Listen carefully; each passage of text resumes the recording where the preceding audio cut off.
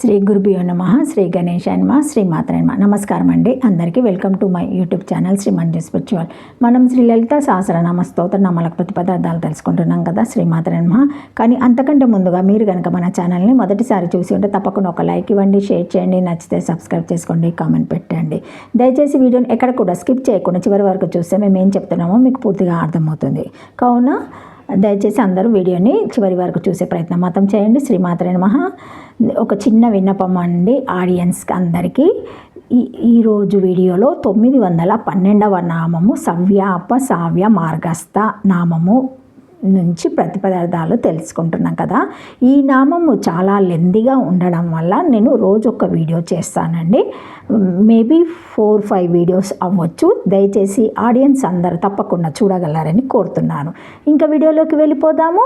912 నామము సవ్యాసావ్య మార్గస్థ. శ్రీమాత్రే నమః. 8 అక్షరముల నామం. ఈ నామంతో అమ్మవారికి నమస్కరించేటప్పుడు సవ్యాపసావ్య మార్గస్థాయ నమః అని చెప్పాలి. సావ్య దక్షిణాచార, అపవాస్య వామాచార మార్గస్థ పద్ధతులలో సేవింపబడుతూ ఉన్నది. అమ్మవారి ఆరాధన పద్ధతులు ముఖ్యంగా 2 రకాలుగా ఉంటాయి. ఒకటి సవ్య మార్గము, సమయాచార, దక్షిణాచారాలు దీని కిందకే వస్తాయి. 2 సావ్య మార్గము, కౌలాచార, వామాచారాలు దేని క్రిందకే వస్తాయి. సవ్య మార్గము వేద సమ్మేతమైంది, సత్వగుణ ప్రధానమైంది. అపసవ్య మార్గం వేద సమ్మేతం కానిది, రజోగుణ తమోగుణ ప్రధానమైనది. అయినప్పటికీ అమ్మవారి ఆరాధన ఈ 2 మార్గాలలోనూ జరుగుతూనే ఉంది. వారి వారి యోగ్యతలను బట్టి, సంస్కారాలను బట్టి, శ్రద్ధ భక్తులను బట్టి అమ్మవారు ఇలా 2 రకాలుగా ఆరాధించే వారికి కూడా అనుగ్రహాన్ని వర్షిస్తుంది. ఈ 2 రకాల ఆరాధనల్లో కూడా ప్రధాన దేవతగా ఉండేది కాబట్టి అమ్మవారు సవ్యాపసావ్య మార్గస్థ. దక్షిణాచార, వామాచార పద్ధతుల ఆరాధనలలో ఉండున్నది అని ఈ నామానికి అర్థము. శ్రీమాత్రే నమః. శ్రీమాత్రే నమః.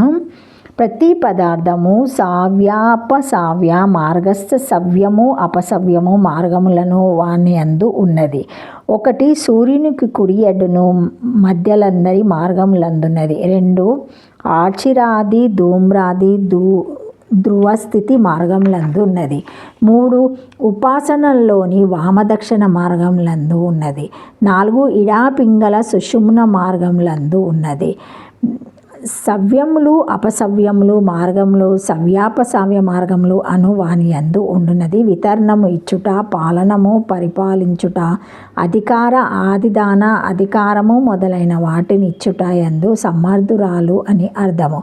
లేదా సవ్యాది మార్గములు 3 దేవి అందున్నది, వితరణములు ఈమె అందున్నాయి.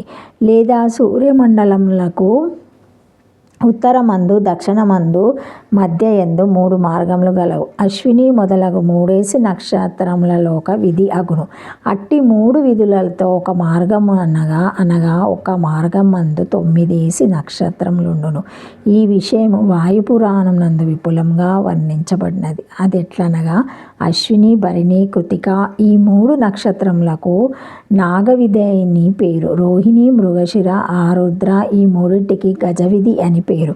పునర్వాసు, పుష్యమి, ఆశ్లేష ఈ 3 నక్షత్రములకును ఐరావతి విధి అని పేరు. ఈ 3 విధులను కలిసి ఉత్తర మార్గమని చెప్పబడును. మఖ, పుబ్బ, ఉత్తర ఈ 3 నక్షత్రములకును అర్షాతి విధి అని పేరు. హస్త, చిత్త, స్వాతి ఈ 3టికి గోవిధి అని పేరు. విశాఖ, అనురాధ, జ్యేష్ఠ ఈ 3టికి జరాద్గవి విధి అని పేరు. ఈ 3 విధులను కలిసి మధ్యమ మార్గం అని చెప్పబడును. మూల, పూర్వాషాఢ, ఉత్తరాషాఢ ఈ 3 నక్షత్రములకు అజాని అని పేరు. శ్రావణము, ధనిష్ట, శతభిషము వీనికి మరి విధి అని పేరు. పూర్వభద్ర, ఉత్తరాభద్ర, రేవతి ఈ 3టికి వైశానహరి విధి అని పేరు. ఈ 3 విధులను కలిసి దక్షిణ మార్గం అని చెప్పబడును అని గలదు. ఈ 3 శ్లోకంలోని యమ్యపాదమునకు భరిణి అనియు, ఆదిత్య శబ్దమునకు పునర్వాసు అనియు, మార్గీ పదమునకు మృగవిధి అనియు అర్థములను గ్రహించవలేను. మిగిలిన శ్లోకమంతియు తెలియచున్నది. వీనిలోని సవ్యాదిశ శబ్దములు 3ను ఈ మూడు మార్గములను బోధించును. ఎట్లనగా నిఘంటువు నందు శరీరంలో వామభాగమునకు సవ్యము ఎడమవైపు అనియు దక్షిణ భాగమునకు అపసవ్యము కుడివైపు అనియు అర్థములు గలవు. కనుక ప్రకృత నామందలి సవ్యాప శబ్దంచే వామభాగమైన ఉత్తర మార్గమును గ్రహించవలెను. ఈ ఉత్తర మార్గంలో నాగవిధి, గజవిధి, ఐరావత విధి అని 3 విధులుండును.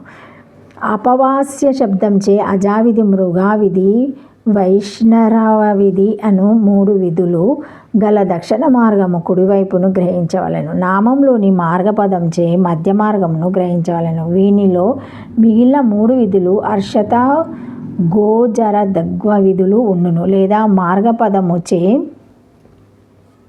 ఉత్తర మార్గమును గ్రహించవలెను. దీనికి ఒక యుక్తి కారణం ఏమి అనగా మృగమునకు సంబంధించినది మార్గము. మృగమనగా మృగశిర నక్షత్రము. ఈ నక్షత్రము ఉత్తర మార్గమునందు ఉండుటచే ఉత్తర మార్గమును గ్రహించవలెను.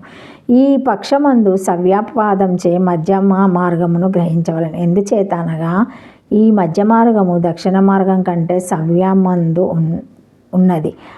అపసవ్య శబ్దంచే మొదట చెప్పిన అర్థమును